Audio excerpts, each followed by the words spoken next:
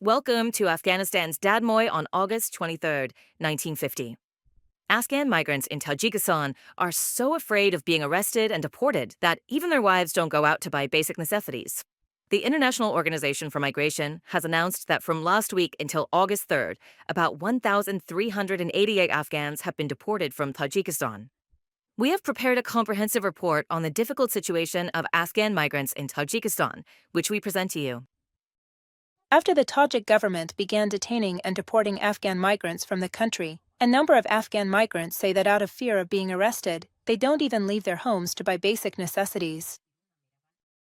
If they return to Afghanistan, they will face serious challenges.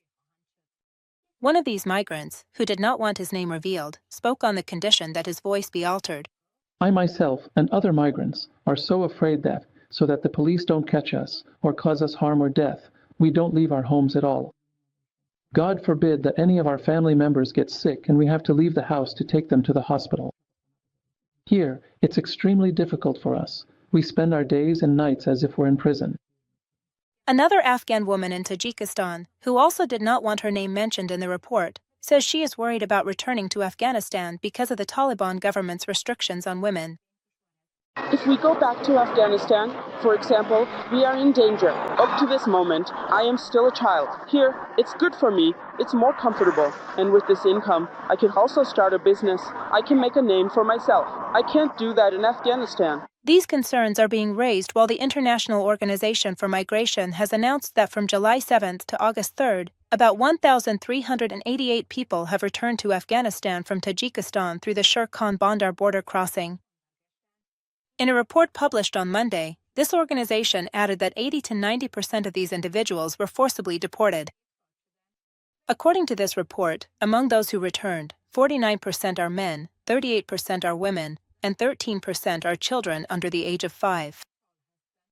During the same period, about 474 people also went from Afghanistan to Tajikistan. The International Organization for Migration says that 57% of them entered Tajikistan due to employment or job loss, 39% to travel to other countries, and 16% to visit family. Now, the expulsion of Afghan migrants from Tajikistan intensified after, according to some migrants, the security forces of this country verbally gave them 15 days to leave Tajikistan. The deadline ended on July 21st. Previously, a number of migrants who were expelled from this country and returned to Afghanistan said that despite having legal residency documents, they were arrested and deported. One of the media officials at the Afghan embassy in Tajikistan, which is managed by Zahir Akbar, has said that they have requested a halt to the deportation process and an extension of Afghan migrants' residency, but so far they have not received an official response from the Tajik government. According to statistics from the Afghan embassy in Tajikistan, about 13,000 Afghan refugees are registered in this country, most of whom are waiting to be transferred to third countries. After the Taliban regained power in Afghanistan, a large number of the country's citizens were forced to leave Afghanistan and go to neighboring countries due to poverty, unemployment, security threats, and educational restrictions. Now, in these countries as well, in addition to other problems, they are also facing the risk of deportation. Recently, the process of forcibly returning Afghan migrants from Iran and Pakistan has also intensified, and every day thousands of people are being sent back to Afghanistan from these countries. The Iranian government has banned the sale of public transportation tickets to Afghan migrants, and even those without legal residency are not allowed to travel. This new policy has made life even more challenging for Afghan migrants. In this report, we examine the details of this ban and its impact on the lives of Afghans living in Iran. Whether legal or illegal, no matter who it is, they can't buy a ticket. Abdul Haibawar is the head of a 12-member family in Iran who has been living in this country with his family for the past 3 years. On Monday, the 13th of Assad, he referred to the ban on city bus tickets by the Iranian government and said that with this ban, their problems in every area have only increased. The new law that Iran's Transportation Authority has put in place means that in the prohibited provinces, we can't travel at all. We can't get bus transportation tickets. Traveling from one place to another has become a real worry now. We honestly don't even know how to travel anymore or where to go. Because of this new law, a lot of services have become limited, including medical care, education, and everything else. Omidpour, another Afghan living in Iran, also shares similar concerns about this issue. Transportation problems already existed for migrants before, and now that they've gotten worse and more severe, it's really a cause for concern. Right now, we're considered illegal and we can't go anywhere or travel at all. There are constant inspections, and there's really no hope of being able to go anywhere. It's really worrying. If you want to go somewhere, you're always afraid that the inspection teams will catch you on foot and deport you. Because deportations are happening constantly, and this process just keeps going. These concerns are being raised while, according to reports from some Iranian news agencies, officials in that country have recently emphasized in a meeting the need to prevent the sale of urban transport tickets to undocumented Afghans. The Tasnim news agency of Iran has reported that recently, an official from Tehran province stated that even Afghans with legal residency are not allowed to travel to prohibited cities, and selling tickets to them or transporting them to those destinations is considered illegal. According to this news agency's report, several Iranian officials have met to review the process of deporting Afghan migrants. The news agency added that in this meeting, Vahid Golikhani, the acting head of the General Directorate of Foreign Nationals and Migrants Affairs in Tehran province, said that authorized foreign nationals are not permitted to travel to prohibited provinces, and selling tickets to them or transporting them to these destinations is outside the legal framework and will cause problems for transportation companies. According to the Tasnim report, the provinces of East Azerbaijan, West Azerbaijan, Ardabil, Zanjan, Kurdistan, Kermanshah, Ilam, Lorstan, Kaharmahol and Bakhtiari, Kogaluya and Boyramad, North Khorasan, Jilan, Mazandaran, Sistan and Balakestan, Hormuzgan, and Hamadan are completely off limits for the movement and settlement of Afghan migrants, and certain areas within other provinces are also considered restricted zones as needed. Iranian officials and media use the terms foreign nationals and unauthorized nationals to refer to Afghan migrants in the country who lack residency documents. In addition to banning the sale of city bus tickets to Afghan migrants, Iran has previously imposed restrictions in the areas of healthcare, education, and other sectors as well. The restrictions imposed by the Iranian government on Afghan migrants are increasing at a time when, according to international organizations, thousands of Afghans are being deported from that country every day and sent to Afghanistan through the Islam-Kala border. The International Human Rights Organization had previously expressed concern about the threat of millions of Afghan refugees being expelled from Iran, and has recently called on the country's Ministry of Interior not to deport those who are facing harassment and abuse by the Taliban. This organization, by launching a campaign, has called on all international organizations, including the United Nations High Commissioner for Refugees, as well as the public, to send letters to Esmail Momeni, Iran's Minister of Interior, demanding a halt to this process. On the other hand, Abdul Rahman Rashid, Deputy Minister for Refugees and Repatriation of the Taliban government, said at a meeting in Kabul on Wednesday, July 30th, that 1.8 million Afghans have been deported from Iran in the past 3 months. He added that this year, another 184,000 Afghans have been deported from Pakistan and 5,000 more from Turkey and sent back to Afghanistan. The United Nations Humanitarian Affairs Office has revealed that Afghanistan is facing a severe wave of drought. Decreased rainfall and unprecedented heat have negatively affected wheat production and have seriously exacerbated the shortage of livestock fodder.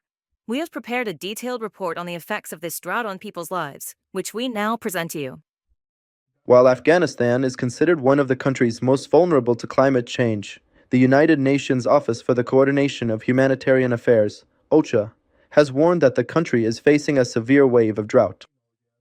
In a statement released yesterday, August 3rd, on its official X, formerly Twitter, page, OCHA said that reduced rainfall, severe land dryness, and above normal temperatures have negatively affected rain-fed wheat crops in various parts of Afghanistan and have posed a serious threat of fodder shortages for livestock.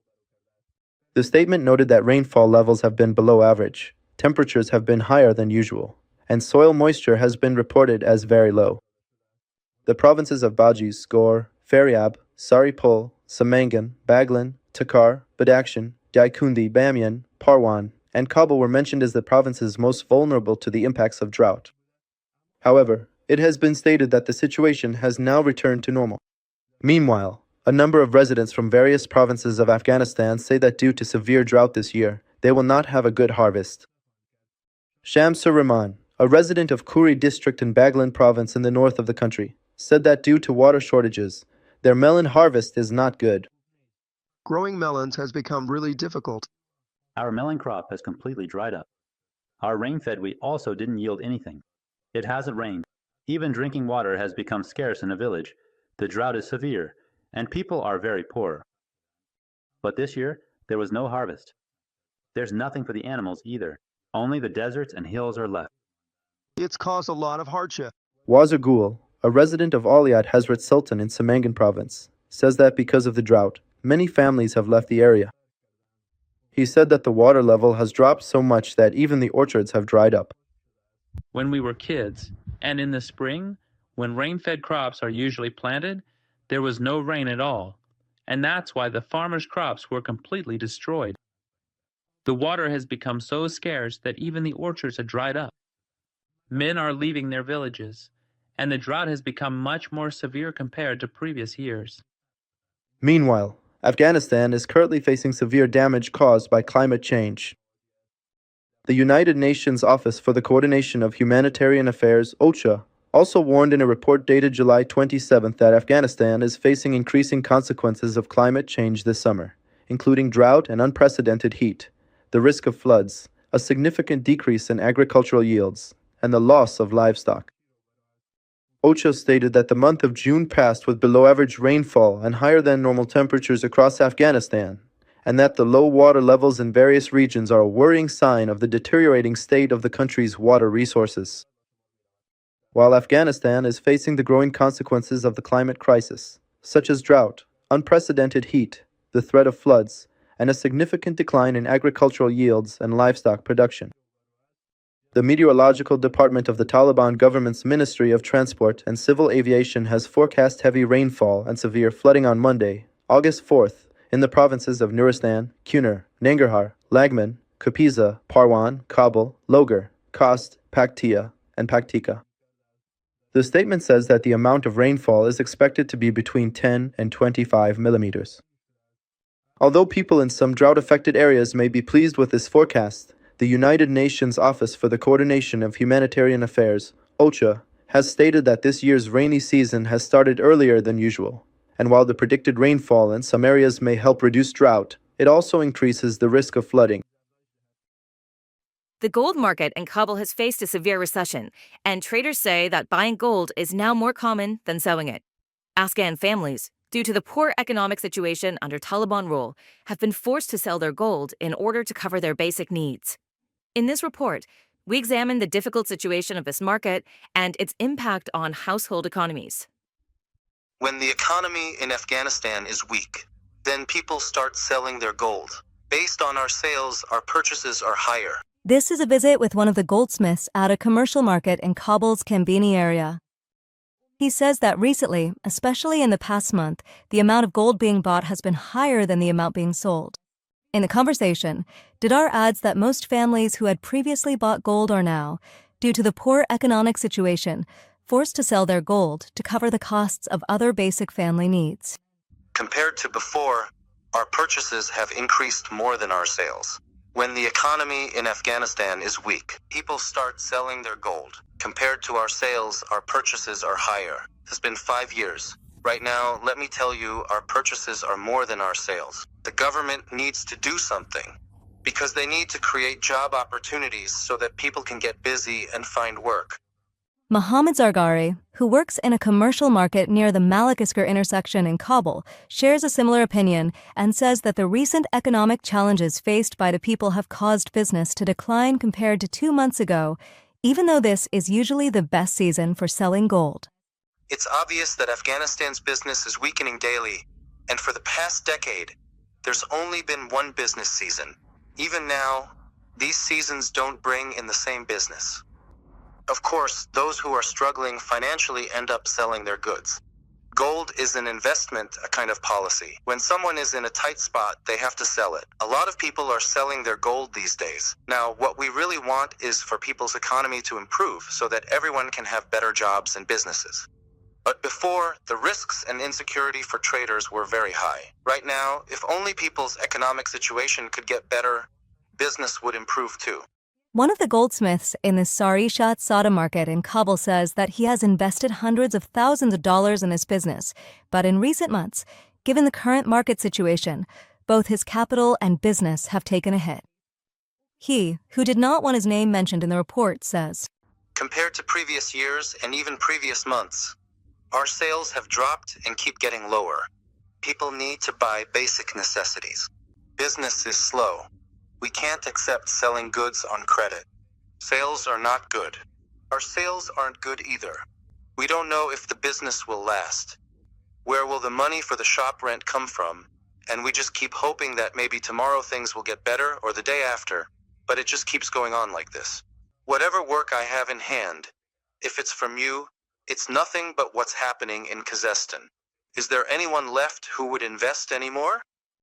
These goldsmiths and those involved in the gold business are complaining about the market recession, while a large number of Afghan citizens are suffering from widespread unemployment and severe poverty.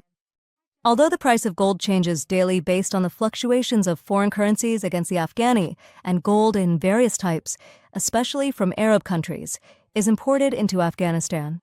But usually, the price of 1 gram of 21-karat Arab gold sometimes reaches more than 5,000 Afghanis. Previously, various United Nations agencies have also published reports regarding the worsening humanitarian situation in Afghanistan, the decline in people's economic capacity, and the stagnation of markets, including the food market. At the beginning of this year, the United Nations Office for the Coordination of Humanitarian Affairs announced that in Kabul and other provinces, more than half of Afghanistan's population, or nearly 23 million people, are in need of humanitarian assistance.